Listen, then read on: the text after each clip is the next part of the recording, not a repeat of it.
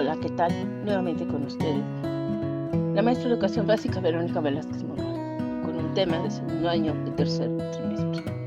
Revisa la evolución de la política del Estado mexicano hacia los pueblos indígenas desde el exterminio y el despojo en el siglo XIX hasta la integración y la cultura dominante del mestizaje del siglo XX. La evolución de la política del Estado mexicano hacia los pueblos indígenas ha sido compleja y ha atravesado diferentes etapas a lo largo de la historia, desde el exterminio y el despojo durante el siglo XIX hasta la integración y la promoción del mestizaje en el siglo XX. Aquí se describe brevemente cada una de estas etapas. 1. Exterminio y despojo en el siglo XIX. Durante el siglo XIX, después de la independencia de México, la política de Estado hacia los pueblos indígenas estuvo marcado por el despojo de tierras y la violencia. Se implementaron políticas de colonización y expropiación de tierras comunales indígenas para beneficiar a las élites criollas y europeas. Además, se llevaron a cabo campañas militares y políticas que asimilaron culturas que buscaban la destrucción de las culturas indígenas y la imposición de la cultura dominante. 2.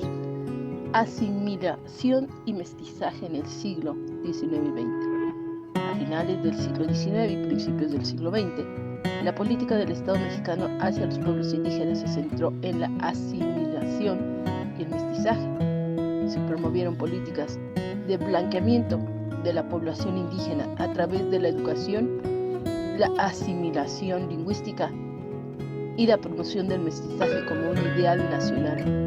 Se establecieron escuelas rurales y se prohibió el uso de lenguas indígenas en un intento de homogeneizar la identidad nacional.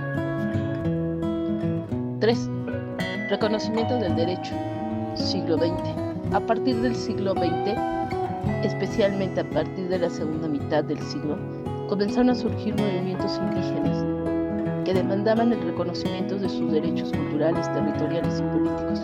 En respuesta a estas demandas, el Estado mexicano comenzó a reconocer oficialmente la diversidad cultural del país y los derechos de los pueblos indígenas. Se crearon instituciones como el Instituto Nacional Indígena para promover el derecho de las comunidades indígenas y se establecieron políticas de consulta y participación indígena en asuntos que les afectaban. 4. Reforma constitucional y reconocimiento legal. En el siglo XXI, México experimentó una importante reforma constitucional en el 2001 que reconoció los derechos de los pueblos indígenas y afromexicanos.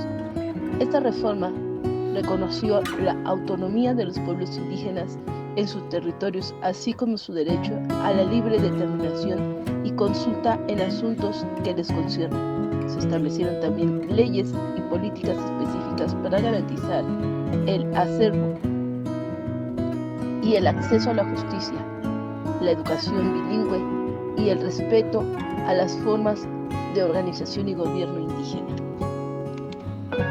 En resumen, la evolución de la política del Estado mexicano hacia los pueblos indígenas ha pasado de etapas de exterminio y despojo en el siglo XIX a políticas de asimilación y mestizaje en el siglo XIX-XX y finales al reconocimiento de derechos y promoción de la autonomía indígena en el siglo XXI. Si bien aún persisten desafíos en la plena implementación de estos derechos y en la superación de la discriminación estructural, se ha avanzado considerablemente en el reconocimiento y la promoción de la diversidad cultural y los derechos de los pueblos indígenas en México. Hasta aquí el tema de hoy. Suscríbete.